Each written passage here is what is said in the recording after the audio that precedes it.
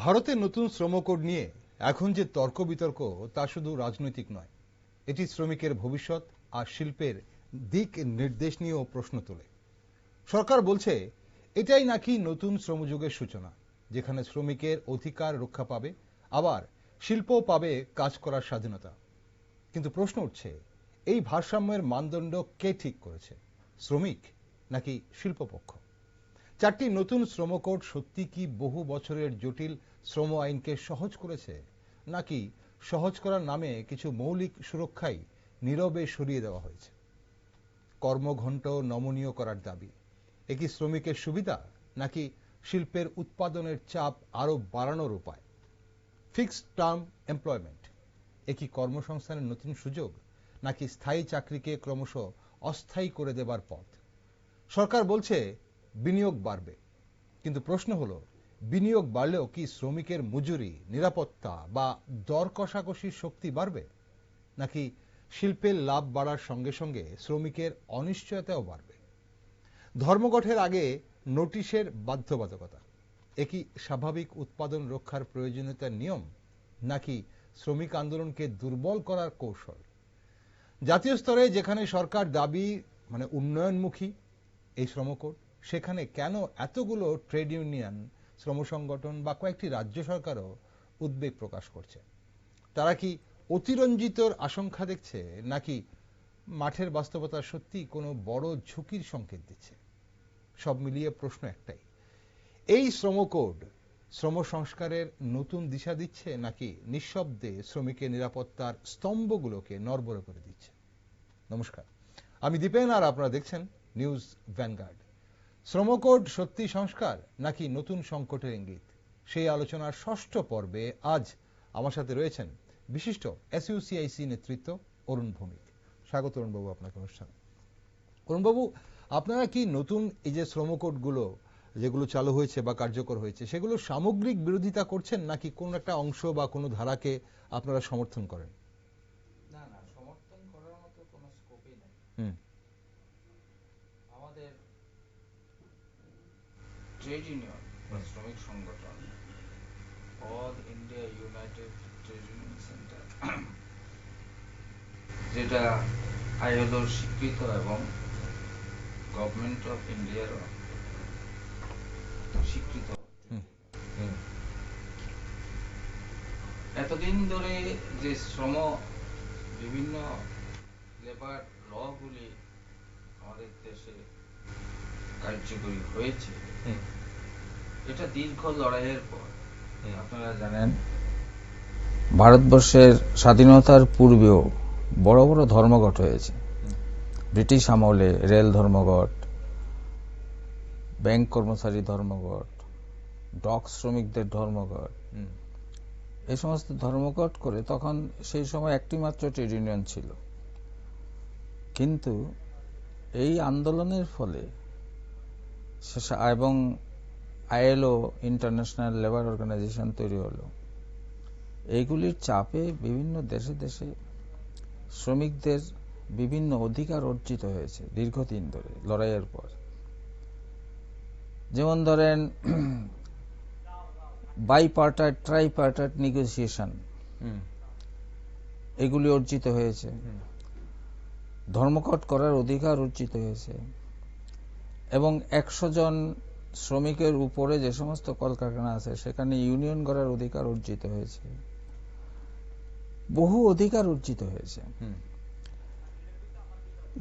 মানে শ্রমিকের ডেফিনেশন কি, স্যালারির ডেফিনেশন কি, এমপ্লয়ার কে, এমপ্লয়ি কে, এইগুলির বিভিন্ন ধরনের ডেফিনেশন এই লেবার লগুলিতে আছে।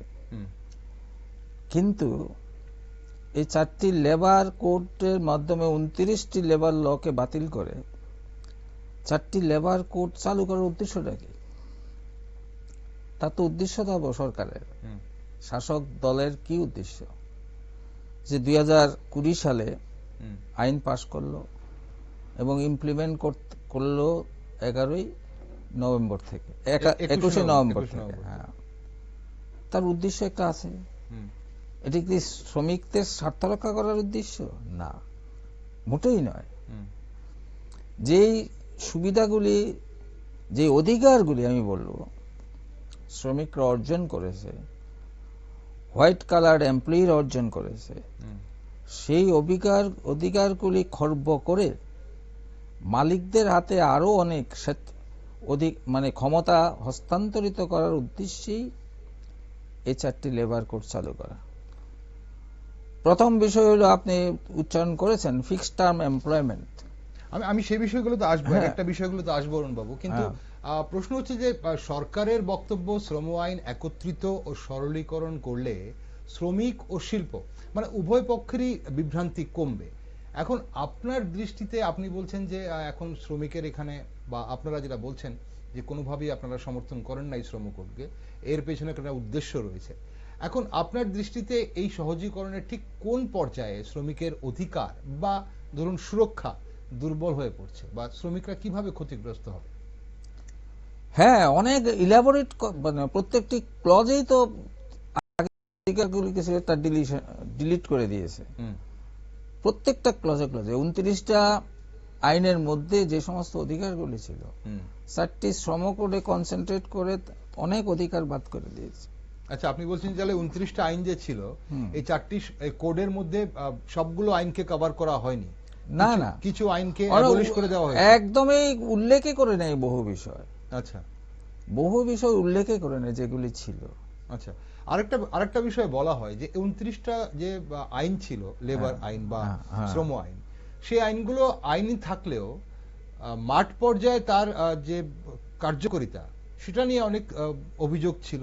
অনেক জায়গায় আইন থাকলেও সেগুলো কার্যকর হতো না। বিশেষ করে কতগুলো বিষয় যেগুলো বলা হয়, সেটা বেতন হোক, ছাঁটাই হোক বা সামাজিক নিরাপত্তা হোক, সেগুলো আইন ছিল কিন্তু তার কার্যকর হতো না, তার কোনো মনিটরিং হতো না। তো সেই অভিযোগগুলো আপনারা সেটা মানেন কিনা, যে আইন থাকলেও কার্যকর হতো না? না, সেটা তো বটেই। কারণ আজকে বহু বছর ধরে গভর্নমেন্ট অফ ইন্ডিয়ার লেবার ডিপার্টমেন্ট শ্রমিক সংগঠনগুলির যে বছরে বছরে মিটিং ডাকার কথা, সম্মেলন করার কথা, এটি ডাকছে না। আচ্ছা, এই যে তারা লেবার ল গুলি চেঞ্জ করে শ্রম কোড চালু করলো, এটা আইএলওর আপনার মতামত নেওয়া উচিত ছিল। ভারতবর্ষের রিকগনাইজড ট্রেড ইউনিয়নগুলির অন্তত মতামত নেওয়া উচিত ছিল। এই মতামত নেওয়ার কোনো ধারে কাছে যায়নি সরকার। কোনো সভা বা কোনো আলোচনা সভায় অংশগ্রহণ করার জন্য আহ্বান করা হয়নি? হ্যাঁ, এই শ্রম কোডের মতো শ্রম আইন পরিবর্তন করার মতো অত্যন্ত গুরুত্বপূর্ণ জিনিস, যেটা শ্রমিকদের বেসিক রাইটকে হ্যাম্পার করবে, সেই গুরুত্বপূর্ণ জিনিস এনেক্ট করার আগে এই দেশের শ্রমিক সংগঠনগুলি কোনো মতামতের ধারে কাছে যায়নি, তোয়াক্কাই করেনি। ওকে, আপনি যেটা বলছিলেন, কেন্দ্রীয় সরকারের তো দাবি যে ব্যবসা পরিচালনা সহজ হলে বিনিয়োগও বাড়বে এবং তার ফলে কর্মসংস্থানও বাড়বে। তো এখন বাস্তব অভিজ্ঞতা বা বিদ্যমান যে তথ্যর আলোকে আপনি কোথায় দেখছেন যে এই সহজীকরণ শ্রমিকদের নিরাপত্তা ও স্থায়িত্বকে ঝুঁকির মুখে ফেলছে? কোন কোন বিষয়গুলো আপনারা দেখছেন যেগুলোতে মনে হচ্ছে যে না, শ্রমিকরা এখানে, শ্রমিকদের স্বার্থ ক্ষুণ্ণ হবে? প্রথম বিষয় হলো যে একটা করে fixed term employment, permanent employment করার যে বিষয়টা, বেসিক জিনিসটা থেকে মালিকরা অব্যাহতি পেয়ে গেল। আচ্ছা, পার্মানেন্টের কোনো permanency, no permanency in job, full fixed টার্মে হয়ে গেল। এটা আইন সিদ্ধ হয়ে গেল, এটা বেআইনি নয়, ব্যবস্থা নাই। হায়ার এন্ড চাইছি আমরা একটু বিস্তারিত, কারণ অনেক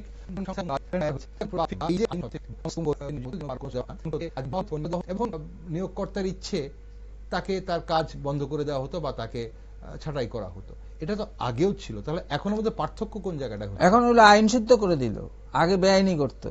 আচ্ছা, আগে বেআইনি করতো, শ্রমিক আন্দোলন, শ্রমিক সংগঠনগুলির পক্ষ থেকে যখন প্রটেস্ট করা হতো বা ট্রাইব্যুনালে যেত, তখন সরকার হারতো। আচ্ছা, কিন্তু এখন তো আইন সিদ্ধ করে দিল, এখন আর কোনো প্রটেস্টে কাজ হবে না। আইনগত আইন ঠিক করা আছে, ফিক্সড টার্ম এমপ্লয়মেন্ট দিতে পারে, আইন সিদ্ধ এটা। আচ্ছা। শ্রম কোডের দ্বারা তো এটা আইনসিদ্ধ করে দিল। হুম। তাইলে আগেরটা করতো, বেআইনি কাজ করলো, তার প্রটেস্ট হতো, তার বিচার পাওয়ার সুযোগ ছিল। হুম। এখন তো তা নাই, ওকে। থাকবে না। ওকে, বিচার আপনারা পাওয়ার বলছেন- কোনো সুযোগ সুবিধাই থাকবে না, চাওয়ার জায়গাও থাকবে না। তাহলে আপনারা বলছেন পার্মানেন্ট চাকরি আর হবে না এখন কারোরই, একদম কোনো সংস্থায়? একদম সিল করে দিল, হুম। No permanent job. ওকে, শুধু ফিক্সড টার্ম। সরকারি ক্ষেত্রে তো পার্মানেন্ট জব হবে না, হুম। ফিক্সড টার্মে হবে। হুম। আচ্ছা।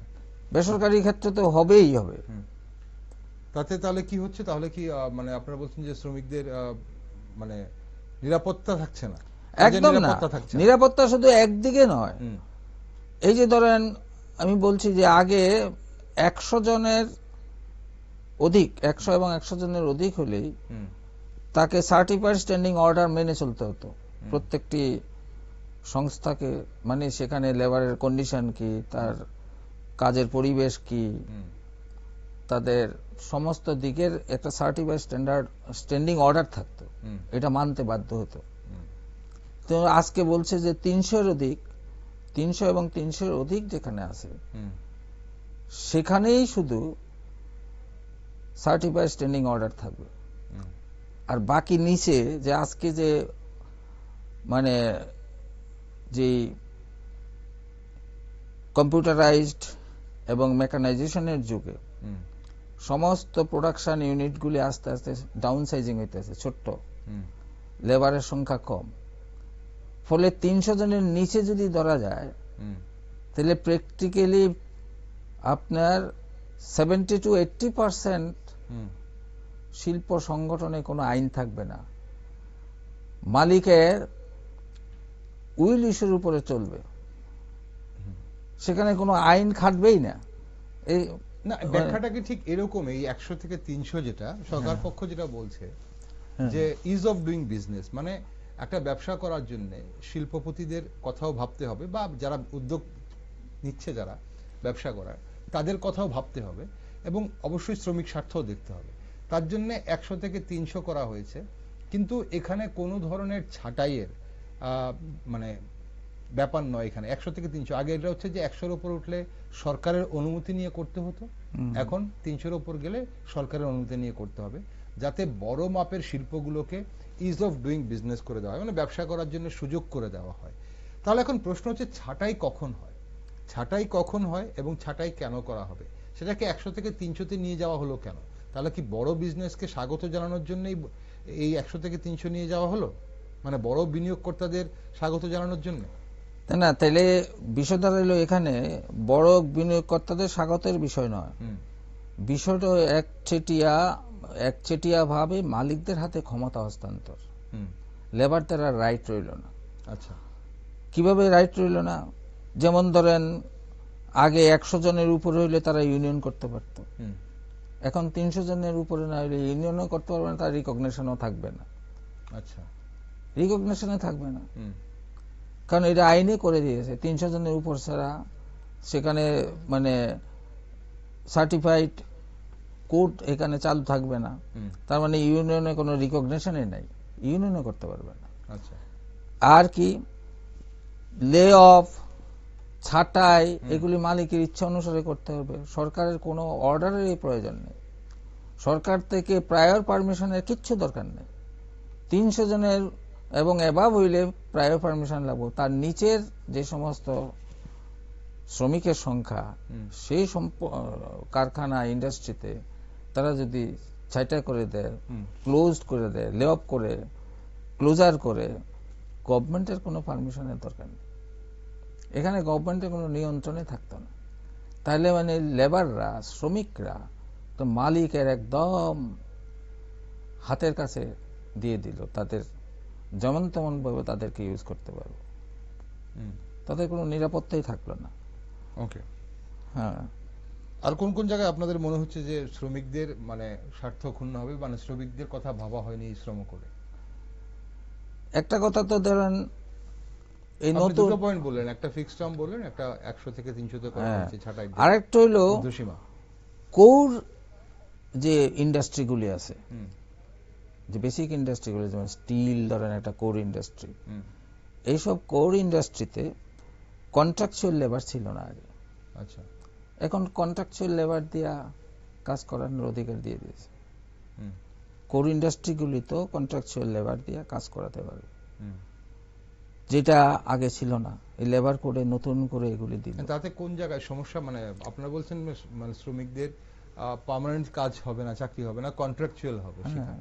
তো কন্ট্রাকচুয়াল হলে মানে কি কি সমস্যা হতে পারে তাহলে? তো কন্ট্রাক্ট লেবার, আমি যা পারি যা দেই তা দিয়ে কাজ করবে, আবার ছাঁটাই করে দেবো, এটা তো কোনো রকমের বাধ্যবাধকতা নাই। কিন্তু এদিক তো বলা হচ্ছে সমকাজের সমবেতনের কথা বলা ওইসব হচ্ছে। নাই তো।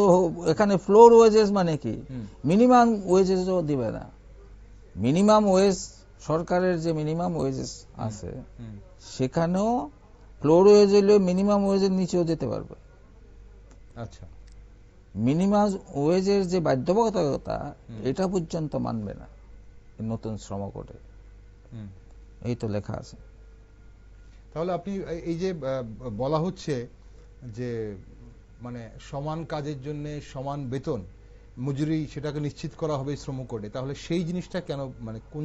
কোথায় লেখা আছে? কোথাও লেখা নাই সমান কাজে সমমজুরি দেবে। না না, ওয়েজেস কোডের ব্যাপারটাতে তো সেখানে তো সেখানে বহু রকমের ওয়েজেস চালু হইব। হুম, যেমন ধরেন আগের যে আগের শ্রমিকের ডেফিনেশনটা ছিল আলাদা। আচ্ছা। যেমন শ্রমিক হইলে পরে, হুম। ওয়ার্কার হইলে পরে সে বোনাস পাইব। হুম, এখন আরেকটা ডিভিশন করে দিয়েছে, সুপারভাইজারি ক্যাটারে হুম, 15,000 টাকার বেশি, 15,000 টাকা এবং অনওয়ার্ড বেতন যারা হইব, তারা আর শ্রমিক পর্যায়ে পড়বো না।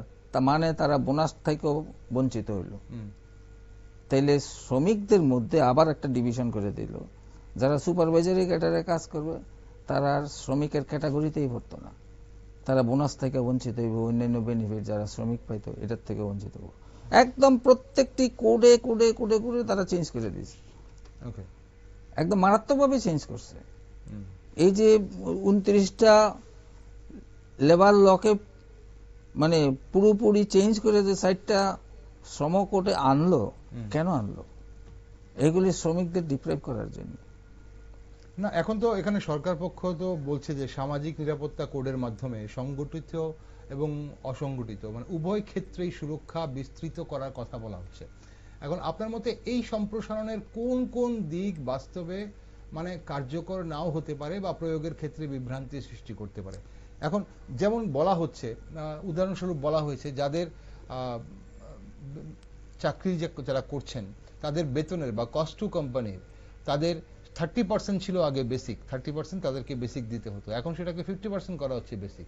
এবং তার জন্যে 50% করার কারণে বেতন হয়তো সামান্য হাতে কম পাবেন, কিন্তু বলা হচ্ছে যে ইএসআই বা পিএফ বা অন্যান্য যে সুবিধাগুলো, গ্র্যাচুইটি, সেগুলো ভালোভাবে পাবেন এবং সেগুলো বেশি পাবেন।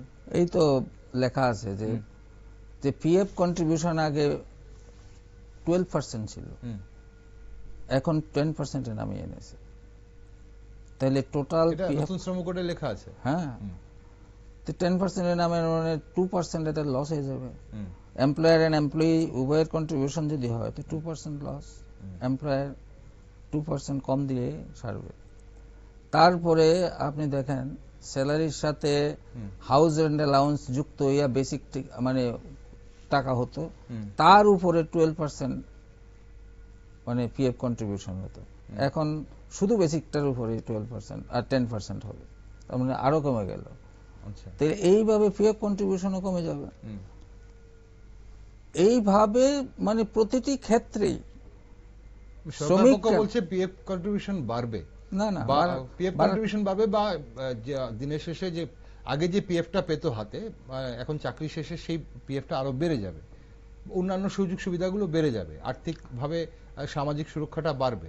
এটা কি তাহলে মানে হচ্ছে না আপনি বলছেন? আপনি ফিক্সড টার্ম এমপ্লয়মেন্টে তো সামাজিক সুরক্ষাই নাই, কন্ট্রাক্ট লেবারের তো সামাজিক সুরক্ষাই নাই, কোত্থেকে বাড়বে? সামাজিক সুরক্ষা কোথায়? তারা ইএসআই বেনিফিট কোথায়? তারা তো কিছুই পাবে না। এখন যে বলা হচ্ছে ধরুন ব্যক্তিগত স্তরে যারা ইভেন কি বলা হচ্ছে প্ল্যান্টেশন ওয়ার্কার যারা, হ্যাঁ, যে প্ল্যান্টেশন ওয়ার্কার যারা ব্যক্তিগত স্তরে 5জন 6জন করেও কাজে নিয়োগ করছেন, তাদেরকেও সামাজিক সুরক্ষা দিতে হবে, তাদেরও সুযোগ সুবিধার কথাগুলো ভাবতে হবে। এই তো দেখেন, প্ল্যান্টেশন ওয়ার্কার সম্পর্ক লেখা আছে। প্ল্যান্টেশন ওয়ার্কাররা 50 জন এবং ততোধিক হইলে তাদের যে মেডিকেল বেনিফিটের জন্য তারা নিজস্ব কন্ট্রিবিউশন লাগবে, লেখাই আছে এটার মধ্যে। আচ্ছা, তো এই সমস্ত বিষয়গুলি প্রত্যেকটা পয়েন্টে পয়েন্টে মানে শ্রমিকদের বিপদে ফেলা বা শ্রমিকদের বেনিফিট কমিয়ে দেওয়ার জন্য ব্যবস্থা করছে, কিচ্ছু নাই। এবং দেখেন, এই আমি তো বললাম যে আজকে কোন শ্রমিক তার ন্যায্য পাওনা থেকে যদি বঞ্চিত হতো এবং তাকে যদি ঠিকমতো বেতন না দিত, সে ট্রাইব্যুনালে যেতে পারত। তার জন্য মালিকের জেল এবং জরিমানা উভয়ের প্রভিশন ছিল। আজকে সেই ট্রাইব্যুনাল কোথায়? ট্রাইব্যুনাল থাকবে না, মালিকের জেলও হবে না, জরিমানা হবে না। তো বহু বিষয় তো শ্রমিকদের মানে আটকে দিল। একটু ডাইরেক্ট কোর্টে যাওয়ার প্রভিশনে আর থাকবে না, সরকার নিযুক্ত ট্রাইব্যুনালে একমাত্র যেতে পারবে শ্রমিকরা কোনো অ্যাপিল নিয়ে। ডাইরেক্ট কোর্টে যাওয়া বা আইনি নোটিশ দেওয়া, এগুলির কোনো প্রভিশন নেই। তো শ্রমিকরা তো বিপদে পড়ল, মালিকরা অ্যাডভান্টেজ। এই যে ধরেন ফিক্সড টার্ম এমপ্লয়মেন্ট বা কন্ট্রাকচুয়াল লেবারের ফলে যে রেগুলার এমপ্লয়ি কমা যাওয়ার ফলে তাদের মাসিক যে বেতনের দিতে হতো অনেক কমে যাবে, তাতে মালিকের লাভ বেড়ে যাবে। আর তাছাড়া এই যে ফিক্সড টার্ম এমপ্লয়ি এবং কন্ট্রাক্ট লেবারার, তারা কিছু কথা বলারই স্কোপ থাকবে না, কারণ যে কোনো সময় তারা ছাঁটাইয়ের মুখে পড়বে। কারণ তাদের কোনো মানে সার্ভিস রুলের মধ্যে নাই যে তারা এই ক্লেম করতে পারবো, এই ক্লেম করতে পারবো, এসব কিছু নাই, কারণ গ্যারান্টি তো নাই। মানে আপনারা বলছেন তাহলে শ্রমিকদের কোনো ধরনের স্বার্থই দেখা হবে না, না, না, এই নতুন শ্রম কোডে এন্টায়ারলি মালিকদের স্বার্থ রক্ষা করার জন্য। যেমন ধরেন আগে স্ট্রাইক কল করার আগে নোটিশ দিতে হতো শুধুমাত্র এসেনশিয়াল সার্ভিস যেটা আছে, যেমন bank essential service, rail essential service, এই সমস্ত সার্ভিসের ক্ষেত্রে নোটিশ দিয়ে স্ট্রাইক করতে হতো। আদার দেন দিস অন্যান্য ক্ষেত্রে নোটিশের প্রয়োজন ছিল না। এখন বলছে যে 1 মাসের নোটিশ না দিয়ে স্ট্রাইক যাবে না। এখানে একটা কথা আছে, এই যে স্ট্রাইক বা ধর্মঘটের ব্যাপারটা, এই যে কোনো শিল্প কারখানা ননস্টপ প্রসেস থাকে, ধরে চলে শিফটে শ্রমিকরা কাজ করে, চলে যায়, সে সমস্যা নেই। কিন্তু ধর্মঘট ডাকার জন্য একটা নোটিশ পিরিয়ড চাওয়া হয়েছে, তাতে কি মানে শিল্পকে বাঁচিয়ে আবার ধর্মঘট করারও তো অধিকার। শ্রমিকরা কোন শ্রমিকের শিল্প পচে যাক, তার ইন্ডাস্ট্রিটা নষ্ট হয়ে যাক, এই ইন্ডাস্ট্রিটাকে রক্ষা করার দায় শ্রমিকদেরও আছে। শ্রমিকরা কখন স্ট্রাইকে যায়? যখন সে একদম কিনারায় গিয়ে দাঁড়ায়। মালিকরা কোনো আর্গুমেন্ট, কোনো নেগোসিয়েশনে যাচ্ছে না। মালিকদের লাভ পরিমাণ বৃদ্ধি পেল, শ্রমিকদের সুযোগ সুবিধা বাড়াচ্ছে না বা ওয়েজ রিভিশন নাই, তখন বিভিন্ন দাবি দেওয়ার ভিত্তিতে স্ট্রাইকে যায়। নেগোসিয়েশনের মাধ্যমে যদি তাদের দাবি মানে, তখন তো আর স্ট্রাইকে যায় না। স্ট্রাইকটা একটা হাতিয়ার, মালিকদের কাছ থেকে দাবি আদায়ের তো হাতিয়ার স্ট্রাইকটা শুধু শ্রমিকরা স্ট্রাইকে যায় নাকি? কোথায় দেখেছে? এখন প্রশ্ন হচ্ছে যে অনেকেই বলছেন যে ধর্মঘট করে আলটিমেটলি যে কর্মসংস্থানের যে সুযোগটা, সেটাকেই অনেক সময় নষ্ট করে দেওয়া হয়। ইভেন কি আমরা যে ধরি পশ্চিমবঙ্গের যদি আমরা দেখি, এরকম বহু কল কারখানা বন্ধ হয়ে গেছে ধর্মঘটের কারণে, তো সেখানে তো শ্রমিকরাই আলটিমেটলি লস হয়েছে, কারণ এটা শিল্প তো চলে গেছে হয়তো অন্য জায়গায়। এটা আপনি দেখছেন কেন? ধর্মঘটের কারণে মানে কলকারখানা বন্ধ হয়ে যায় তা তো নয়, দাবি দেওয়া মানলেই তো কলকারখানা খুলে। আর কয়টা ধর্মঘটের কারণে কলকারখানা, তার কি স্ট্যাটিস্টিক্স দিতে পারে সরকার?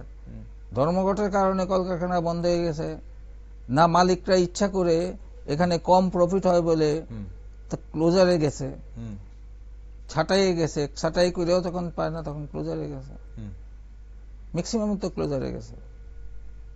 ধর্মঘটের কারণে কটা ইন্ডাস্ট্রি বন্ধ হয়েছে? ধর্মঘট তো ব্যাংক শিল্প ধর্মঘট করছে, ব্যাংকে বন্ধ হয়ে গেছে। কিন্তু পশ্চিমবঙ্গের চিত্রতে তো বলা হচ্ছে যে ধর্মঘট করে পশ্চিমবঙ্গে বহু কলকারখানা বন্ধ। না, আমাদের রাজ্য জুট মিলের কথায় বলা হয়, জুট মিলও আমরা দেখেছি শ্রমিকদের অনেক দাবি দাবা, কিন্তু আলটিমেটলি তো শিল্পটাই নষ্ট হয়ে যাচ্ছে। শুনেন, এই যে শিল্প, জুট জুট ইন্ডাস্ট্রিকে রক্ষা করার দায়িত্ব গভর্নমেন্ট এবং ইন্ডাস্ট্রি মালিকরা। আচ্ছা, তা- মানে তারপর শ্রমিকদের কোনো দায়বদ্ধতা এখানে থাকে না? নিশ্চয়ই তারা তো প্রোডাকশনে কাজ করবে, তারা তো কাজ করবে, হুম, তারা তো জুট ইন্ডাস্ট্রিকে মডার্নাইজ করা, হুম, তারপরে জুটের সাথে অন্যান্য মানে আধুনিক কিছু মিশিয়ে যে প্রোডাকশন তৈরি করা, জুট প্রোডাক্টের বাজার তৈরি করা, এগুলি না করে জুট ইন্ডাস্ট্রি তো এমনিতেই গেল।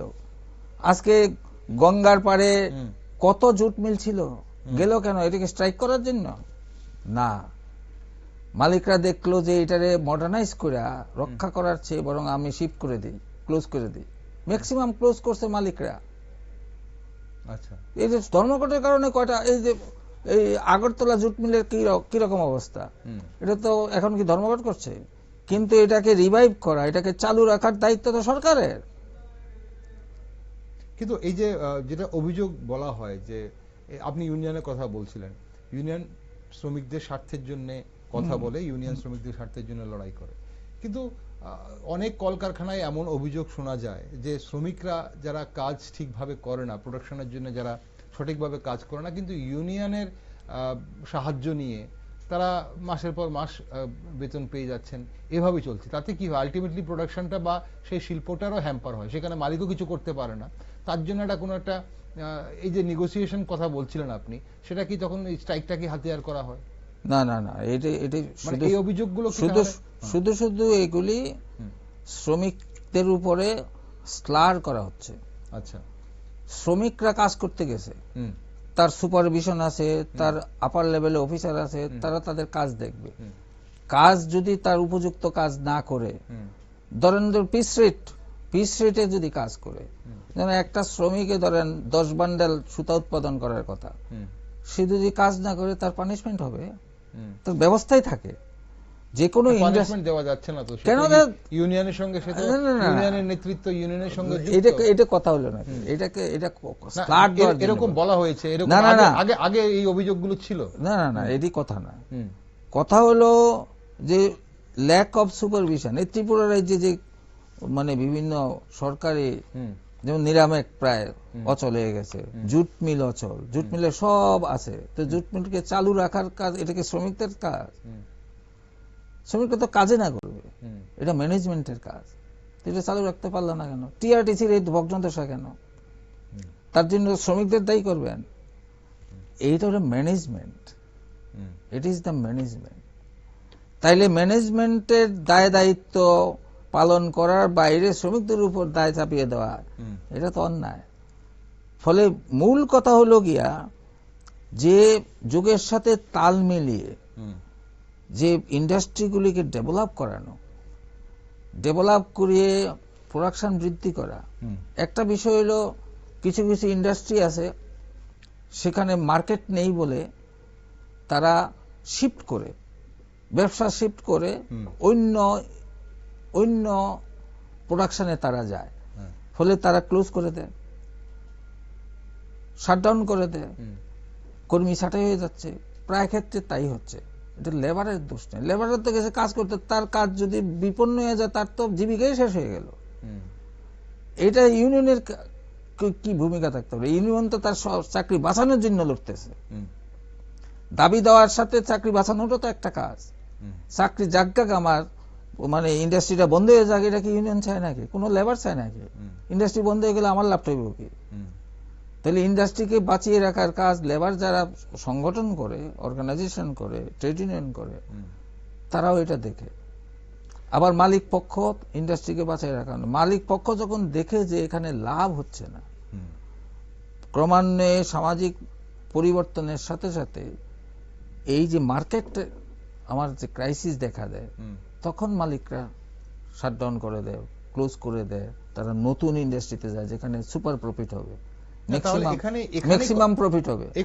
এখানেই প্রশ্নটা যে তাহলে ধরুন কোনো যদি কারখানায় যদি মালিক পক্ষের যদি লাভ না হয়, তাহলে সেই মালিক পক্ষ বা কতদিন কিভাবে চালিয়ে রাখবে, এবং তার জন্য ইজ অফ ডুইং বিজনেস করার জন্যই কিছু শিথিলতা আনা হয়েছে। বলা হচ্ছে যে এখানে মালিক পক্ষেরও কিছুটা দেখা হবে, শ্রমিকদেরও দেখা হবে। এইটা তো এই যে শ্রমিকের তো ভূমিকা নাই। শ্রমিক মার্কেট যদি না থাকে, মার্কেট তৈরি করতে হুম, বা যে ইন্ডাস্ট্রি করতে আছে, তাই ইন্ডাস্ট্রিকে আরো ডেভেলপ করানো, মডার্নাইজ করানো তো মালিকের কাজ, কষ্ট প্রোডাকশন কমানো মালিকের কাজ। কিন্তু শ্রমিকের ভূমিকাটা কি এখানে করছে? এই জন্য যে এই সমস্ত আইনের বেড়াজাল থেকে মালিককে মুক্ত করে দিল। কারণ ক্লোজ আগের যে শ্রম আইনগুলিতে আছিল, ক্লোজ করার আগেও শ্রমিকরা যদি ছাঁটাই করতে হয় তাকে নির্দিষ্ট স্যালারি দিয়ে তাকে ছাঁটাই করতে হবে। এই সমস্ত বিষয় থেকে মালিকরা মুক্ত হয়ে গেল। এখন আমি যেটা দিয়ে শুরু করছিলাম যে আজকের যুগে বড় বড় ইভেন মারুতিতে পর্যন্ত অনেক ডাউন সাইজিং করে দিতেছে উৎপাদন, প্রচুর কর্মী ছাঁটাই করতেছে। তাইলে আজকে মডার্ন টেকনোলজির যুগে সমস্ত জায়গা আছে, ব্যাংকগুলিতে দেখেন না, এক একটা জায়গা এক সময় state bank of India Agartala ব্রাঞ্চে 130 জন এমপ্লয়ি ছিল, আজকে এই আগরতলা ব্রাঞ্চ 20-25 জন এমপ্লয়ি দিয়ে চালাতে পারবে। তাইলে সার্ভিসকে এক্সটেন্ড করার জন্য আরো ব্রাঞ্চ খুলতে হবে, জনগণের কাছে যে ব্যাংকিং পরিষেবা নিয়ে যেতে হলে আরো ব্যাপক ব্রাঞ্চ খুঁজলে পরে না এমপ্লয়মেন্টটা থাকবে। ফলে এইরকম করে মানে সামাজিক পরিবর্তন, মডার্নাইজেশনের দিক থেকে নজর দিয়ে ইন্ডাস্ট্রিগুলিকে ডেভেলপ করে বাঁচিয়ে রাখা, নতুন নতুন প্রোডাকশন মানে তৈরি করে বাজার দখল করা, তাইলে না প্রাইভেট সেক্টরগুলি টিকবে। আর সরকারি সেক্টরগুলি কি হচ্ছে কি, সরকারি সেক্টরগুলি আজকে এই দেখেন বেসরকারীকরণের যে তোর এসেছে। আজকে আমরা একটা স্টেটমেন্ট করেছি, স্টেটমেন্ট এসেছে সমস্ত ইন্স্যুরেন্স ক্ষেত্রে ফরেন ডাইরেক্ট ইনভেস্টমেন্টকে 100% ইনভেস্টমেন্ট করতে পারবে ভারতবর্ষে, সমস্ত ইন্স্যুরেন্স, ইভেন এলআইসিতে। তাহলে কি দাঁড়াইলো? ফরেন ক্যাপিটাল এখন সরাসরি সমস্ত ইন্স্যুরেন্সের ক্ষেত্রে ঢুকে যাবে। কেন ঢুকবে? এরা লাভ করার জন্য ঢুকবে তো না এমনিতেই ঢুকবে? সেবা করার জন্য আসবে না, লাভ করার জন্য ঢুকবে। তাইলে এই যে লেবার কোডটা করলো, লেবার কোডটা করেছে মালিক পক্ষকে অনেক চার্জের থেকে অব্যাহতি দেওয়ার জন্য। আমরা একটা জানি, জানেন নেপকোতে কিছু কর্মীরে বেআইনিভাবে ছাঁটাই করেছিল অনেক বছর আগে, তখন এটা ট্রাইব্যুনালে গেছে কেসটা। আমাদের ট্রেড ইউনিয়নের সর্বভারতীয় সাধারণ সম্পাদক নেগোসিয়েটর হিসাবে পাঠাইছে, ট্রাইব্যুনালে পাঠাইছে, শঙ্কর সাহা ছিল ওনার নাম। এসে এগুলো এনকোয়ারি করে রিপোর্ট দেওয়ার পরে এদের চাকরি ফেরত দিতে হয়েছে, কারণ তাদের কোনো দোষ ছিল না। ফলে এই ট্রাইব্যুনালে এই সুযোগটা পর্যন্ত উঠে যাবে, এই ট্রাইব্যুনালও থাকবে না, এই সুযোগ পর্যন্ত উঠে, নেগোসিয়েশনের সুযোগ পর্যন্ত থাকবে না। ওকে, এখন আপনারা বলছেন যে মানে এই মানে আইন আছে, কিন্তু শ্রমিকদের জন্য এই আইনের সুবিধা পাওয়ার জন্য ইউনিয়ন লড়াই করার মতো আর জায়গায় থাকবে না। এই আইনগুলি করছে মালিকদের স্বার্থ দেখার জন্য। আইনগুলি তো প্রত্যেকটা আইনে তো মালিকদের স্বার্থ রাখার জন্য। এখন কর্মঘণ্টা নিয়েও নানান ভাবে বিতর্ক দেখা দিচ্ছে। আমাদের দেশের ইন্ডাস্ট্রিয়াল হাউস চাইছে ওয়ার্কিং আওয়ার, যে 8 আওয়ার্স ওয়ার্কিং আওয়ার। এটা তো বহু মানে যুগ যুগ ধরে আন্দোলনের ফলে সেই শিকাগোর হে মার্কেট থেকে শুরু হয়েছে মুভমেন্ট, 8 ঘন্টা কাজের দাবি, এটা এস্টাবলিশড হয়েছে। আমাদের ভারতবর্ষের সরকার এটা মেনে নিয়েছে, সরকারি এবং বেসরকারি সমস্ত জায়গায় 8 ঘন্টা হলো মিনিমাম ওয়ার্কিং আওয়ার। তো 8 ঘন্টা ওয়ার্কিং আওয়ার তো এখন মানছে না। সরকারি বলছে যে ইন্ডাস্ট্রিয়াল হাউসগুলি বলছে 12 ঘন্টা কাজ করো, ওয়ার্কিং আওয়ার 12 ঘন্টা করো। সরকারও চাইছে এটা আইন সিদ্ধ করে 12 ঘন্টা কাজ করে। তাহলে দাঁড়ালোটা কি? তাহলে অর্জিত অধিকার খর্ব হচ্ছে না? আমি যা অধিকার অর্জন করলাম আমার অধিকার কেড়ে নিচ্ছে না? ওকে, এখন এই 12 ঘন্টা নিয়ে যে বিভ্রান্তিটা আছে, সরকার পক্ষ বলছে যে 12 ঘন্টা করে 6 দিন যদি সপ্তাহে কাজ করে তাহলে 48 ঘন্টা। এখন 8 ঘন্টা করে কাজ করলে 6 দিন 48 ঘন্টা। সে জায়গায় 12 ঘন্টা যদি কোনো শ্রমিক করতে চায়, তাহলে যদি 4 দিনে তার 48 ঘন্টা শেষ হয়ে যায়, তাহলে সে বাকি 3 দিন ছুটি পাচ্ছে, সে তার ছুটি উপভোগ করতে পারে, সে রেস্ট করতে পারে। এরকম কোনো কথা নাই যে এই কথা যদি বলতো সপ্তাহে মানে 48 ঘন্টা কাজ করলেই হবে। তাইলে 7 দিন 3 দিন আমি ছুটি বুক করতে পারবো না, আমার দরকারটা কি? হুম। 3 দিন আমি কি করব? হুম। যেটা বলছে যে 5 ডেজ ওয়ার্ক, হুম। এখন ব্যাংক কমপ্লিটে ডিমান্ড করতেছে হুম। 5 ডেজ ওয়ার্ক করো, আমরা 1 ঘন্টা 2 ঘন্টা করে বেশি খাটবো। হুম। কিন্তু এইটা না করে এই যে 12 ঘন্টা ডিউটি আওয়ার্স করে দিল, হুম। তাহলে বেসরকারি সংস্থাগুলি প্রত্যেক দিনে যার ডে লেবারার আছে তাকে 12 ঘন্টা কাজ করাবে। তার তো কোনো টার্মে নাই, তার তো কোনো কন্ডিশনে নাই, কোনো নিয়োগপত্র নাই। হুম। তাহলে এই যে fixed term employment, contractual labourer, তারা তো 12 ঘন্টা কাজ করতে বাধ্য হবে, তাদের সংখ্যাটাই তো বেশি। অরুণবাবু, এই মুহূর্তে এই শ্রম কোড চালু হবার আগে 12 ঘন্টা কাজের কোনো অভিযোগ কি আপনাদের কাছে এসছে? 12 ঘন্টা কাজ করাচ্ছে, 12 ঘন্টা নয়, মানে 8 ঘন্টার বেশি কাজ করাচ্ছে, 12-13 ঘন্টা কাজ করছে, হ্যাঁ, এরকম বেসরকারি সেই সংস্থা। অভিযোগগুলো কি সবগুলো কি মানে আইনের দ্বারস্থ হয়েছে? না না, লেবাররা, শ্রমিকরা কোথায় যাবে? তারা যেখানে যেখানে কাজ করাচ্ছে, আমি জানি যেমন নির্মাণ শ্রমিকরা কাজ করাচ্ছে 12 ঘন্টা, তাদেরকে 1.5 দিনের ওয়েজেস দিত, হুম। দিয়া তুমি কাজ করো 12 ঘন্টা, হুম। এরকম করাতো। এখন যদি আইন শুদ্ধ হয়ে যায় তাহলে তো 1.5 দিনের ওয়েজেসের দরকার নাই, 1 দিনের ওয়েজেস দিয়েই সে 12 ঘন্টা কাজ করতে বাধ্য হবে। আচ্ছা। কারণ কমপ্লেন করার কোনো জায়গায় তো নাই। হুম। কে যাবে গভর্নমেন্ট মানে নির্ধারিত কোর্টে? কে যাবে? এটা জেনারেল কোর্টে যেতে পারবে না। ওকে, আপনি বারবার বলছেন যে আইনের দ্বারস্থ হবার জায়গা নেই, জায়গা নেই। কারণ নতুন শ্রম কোডে মানে শ্রমিকদের জন্য কোনো জায়গা রাখা হচ্ছে না, না না আপনার না, অভিযোগ। শ্রমিকদের তো প্রত্যেকটি জায়গা, আমি পড়ে পড়ে শোনাতে পারি, প্রত্যেকটি জায়গায় শ্রমিকদের কোনো জায়গা নেই। ওকে, আমরা বিভিন্ন যে বিষয়গুলো, সরকার যে বিষয়গুলো বলছে তার সাথে অবশ্যই আপনাদের যে অভিযোগ সেই জায়গায় আমরা খুঁজে পাচ্ছি না, মিল খুঁজে পাচ্ছি না। এখন ফিক্সড টার্ম এমপ্লয়মেন্টের কথা আপনি বললেন, সরকার বলছে যে অস্থায়ী কর্মীদের জন্য স্থায়ী কর্মীর সমান সুযোগ হিসেবে সেটাকে দেখা হবে এবং সেটা পাবে। আপনারা বলছেন যে এই ব্যবস্থাটি বাস্তবে কর্মী ছাঁটাই আরো সহজ করে তুলতে পারে, বা যারা কর্মীদের স্থায়ী নিয়োগ দেওয়া হবে না। এখন ইন্ডাস্ট্রিয়াল রিলেশন কোডে ধর্মঘটের আগে নোটিশ বাধ্যতামূলক করার যুক্তিটা যে শিল্পের স্থিতিশীলতা রক্ষার কথা বলা হচ্ছে। আপনারা বলছেন যে ধর্মঘট যখন তখন ধর্মঘট করলে শিল্পের কি কখনো ক্ষতি হয় না? মানে শ্রমিকরা নিশ্চয়ই চায় না যে তার কারখানাটা বন্ধ হোক, কিন্তু যখন তখন যদি কেউ ধর্মঘট ডাকে তখন কি তার এই শিল্পের কি কোনো ক্ষতি হয় না? আপনাকে আমি পরিষ্কার একটা কথা বলছি, যেমন ধরেন এসেনশিয়াল সার্ভিস মেইনটেনেন্স অ্যাক্টটা কখন আনলো? একটা এনেছে যে এসেনশিয়াল সার্ভিসে তোমরা ধর্মঘটই করতে পারবে না। তাহলে এতদিন পর্যন্ত চালু আছিল এসেনশিয়াল সার্ভিসের ক্ষেত্রে নোটিশ দিয়ে তুমি ধর্মঘটটা করো। অন্যত্র ধর্মঘট যাওয়ার প্রয়োজনটা যখন না আসে তখন শ্রমিকরা কেন ধর্মঘটে যাবে? আর ধর্মঘট করলে তো তার বেতনও নাই, ধর্মঘট করলে তার বেতন নাই, বেতন তো দেবে না। কারণ সেখানে নোটিশ দিয়ে যেখানে ধর্মঘট করা হয় সেখানেও এক সময় প্রভিশন আছিল, নোটিশ দিয়ে ধর্মঘট করলে বেতনটা দিত। এখন তো সেখানে বেতনও থাকবে না। তাহলে কেন? তার জন্যই তো নোটিশ দিয়ে ধর্মঘট করার জায়গা তো রয়ে গেছে না, সেটা তো আছে। তাহলে সেখানে ধর্মঘটে যাচ্ছে কেন শ্রমিকরা? তাদের নির্দিষ্ট দাবি দেওয়া মানছে না, তখনই না ধর্মঘট যায়, এবং ধর্মঘটে গেলে পরে বেতনও পায় না, বেতনও খইলে আবার ধর্মঘটে যাচ্ছি, কেন যাচ্ছি? তা মানুষ বাধ্য হয়ে যায়, শ্রমিকরা বাধ্য হয়ে যায়। ফলে ধর্মঘটটা যে অস্ত্র, সেই অধিকার তো আছে এখনো, ধর্মঘট ডাকার অধিকার তো খর্ব হয়নি। সব অধিকার নাই তো, নোটিশ দেওয়ার কথা বলা হয়েছে। শুধু 300 বা যেখানে কর্মচারী আছে তাদের ক্ষেত্রে কম্পালসারি নোটিশ, তার নিচে তো ম্যাক্সিমাম ইন্ডাস্ট্রি।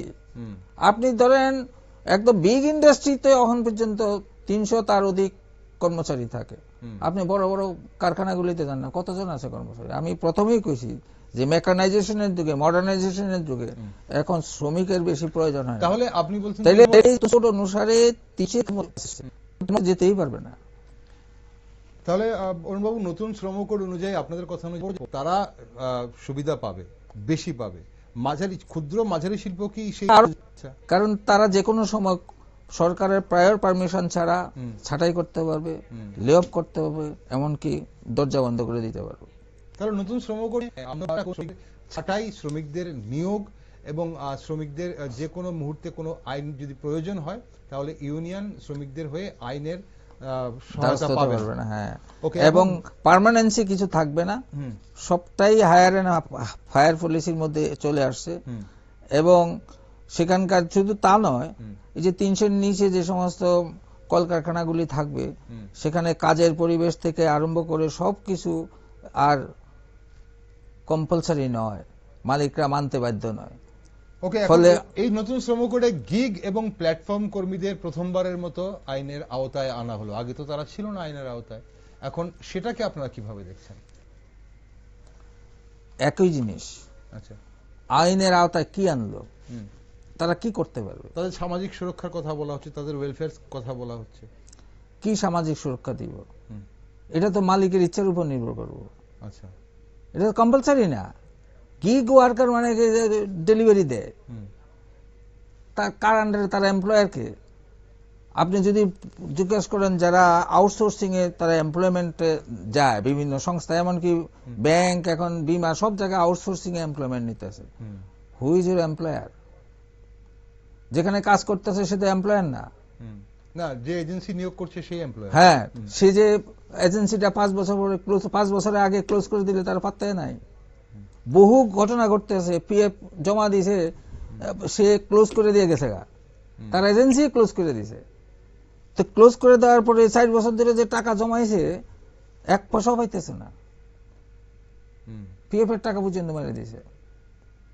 কারণ এখানে প্রভিশন আছে 5 বছর যদি পর 5 বছর পর্যন্ত সে যদি সে তার চুক্তি ভঙ্গ করে, 5 বছর পরে গিয়ে তার পানিশমেন্ট হইব, তার আগে না মালিকের। ওকে, এখন শ্রম আইন প্রয়োগে অনেক ইয়ে থেকে বলছে, সরকার পক্ষ থেকে বলা হচ্ছে অনেকটা স্বচ্ছ হবে মালিক পক্ষ এবং শ্রমিকের যে সম্পর্কটা। তো সেখানে আপনারা বলছেন সেখানে অধিকারের পথে অনেকটাই বাধা হয়ে দাঁড়াতে পারে। আমার বক্তব্য হলো দুইটা বিষয়। একটা বিষয় যে শ্রম আইন কোনো পরিবর্তন করলে শ্রমিক সম্পর্কিত বিষয় কোনো নীতি নির্ধারণের ক্ষেত্রে গভর্নমেন্ট অফ ইন্ডিয়ার ডিপার্টমেন্ট অফ লেবার শ্রমিক সংগঠনগুলির মতামত নেয় এবং আইএলওর মতামত নেয়, তার ভিত্তিতে পরিবর্তন করে। তাদের মতামত, তাদের অপিনিয়ন, তার ভিত্তিতে কোনটা ঠিক কোনটা বেটে তাদের অপিনিয়ন নিয়ে ঠিক করে। এই ক্ষেত্রে কিছুই করে নাই। যদি শ্রমিক স্বার্থেই হইতো তাহলে সমস্ত ট্রেড ইউনিয়নগুলি তার পক্ষে মতামত দিত। এমনকি পার্লামেন্টে ডিবেটও হয় নাই। তাইলে এই যে করলো কাজটা, কাজ করে লেবারের স্বার্থেই যদি করত তাহলে এতগুলি শ্রমিক সংগঠন আছে, তাদের রিকগনাইজড ট্রেড ইউনিয়ন, আইএনটিসি, সিটু, বিএমএস, এইচএমএস, এআইইউটিসি, এগুলি রিকগনাইজড ট্রেড ইউনিয়ন, তাদের শ্রম সম্মেলন পর্যন্ত ডাকছে না সরকার। তাহলে এই যে এত বড় একটা পরিবর্তন আনলো, 29টা শ্রম আইন বাতিল করে দিয়ে 60টা শ্রম কোড তারা চালু করতে যায়, তো তাদের অপিনিয়ন কই? এটা যদি মানে শ্রমিকদের স্বার্থেই হতো তারা তো মতামত দিত, কিন্তু তারা বিরোধিতার কারণটা কি? কিন্তু একটা প্রশ্ন হচ্ছে যে শ্রমিকদেরও তো আমরা সেইভাবে কোনো বিরোধ দেখছি না, শ্রমিকরাও তো কোনো কথা বলছেন না। গোটা ভারতবর্ষে কোনো শ্রমিকদের যে এই আইন আসার পর, যেমনটা আমরা কৃষি আইনের ক্ষেত্রে দেখেছিলাম যে কৃষকরা যেভাবে প্রতিবাদ করছিলেন ট্রেড ইউনিয়ন বা ইউনিয়ন ছাড়াও, কিন্তু এখানে তো সেই শ্রম আইনের পরে তো আমরা সেই ধরনের কোনো প্রতিবাদ না। প্রতিবাদ হয়েছে 2020 সালে আইন পাস করছে, আর 2025-এ গিয়া কার্যকরী কার্য না, সেটাই বলছি কার্য। তাহলে 21-এ কার্য আন্দোলনের পথে যাচ্ছে তারা, সমস্ত ট্রেড ইউনিয়নগুলি প্রস্তুতি দিতেছে যে আগামী দিনে আপনি বলছেন আমরা অবশ্যই আন্দোলন দেখবেন। এটা মারাত্মকভাবে মানে শ্রমিক শ্রেণীর উপর আঘাত, মালিকদের এন্টায়ারলি মালিকদের স্বার্থে। ওকে, অসংখ্য ধন্যবাদ অরুণ বাবু আজ সময় দেওয়ার জন্য এবং আপনাদের অবস্থান স্পষ্ট করার জন্য, এবং এই নতুন শ্রম কোড সংকট না সংস্কার তার পক্ষে আপনার মতামত তুলে ধরার জন্য ধন্যবাদ আপনাকে আজ অনুষ্ঠানে থাকার জন্য। দর্শক বন্ধুরা, নতুন শ্রম কোড নিয়ে আজ যত প্রশ্ন ততই বিতর্ক। আর চূড়ান্ত উত্তর এখনো কারুর হাতে নেই। সরকার বলছে এটাই শ্রমিকের স্বার্থ দেখার একটা যুগান্তকারী একটা সিদ্ধান্ত, আর বিরোধীরা আশঙ্কা দেখছে যে অধিকার সংকোচনের। দুপক্ষের যুক্তিই শক্তিশালী, কিন্তু বাস্তবতা একটাই, আইনের কালি নয়, মাঠের অভিজ্ঞতাই শেষ কথা বলে। কারখানার ফটকে শ্রমিকের সময়, নিরাপত্তা, মজুরি আর সংগঠনের স্বাধীনতা, এই চার মিলেই কিন্তু ঠিক করবে ভবিষ্যৎ। আজ যে সংস্কারকে কেউ উন্নয়ন বলছে আর কেউ সংকট দেখছে, তার সত্যতা সময়ের পরীক্ষায় পরিষ্কার হবে। তাই আমরা সেদিকে নজর রাখছি। আর আপনারা সব নিউজ আপডেট ও টকশো দেখার জন্য চোখ রাখুন শুধুমাত্র নিউজ ভ্যানগার্ডে।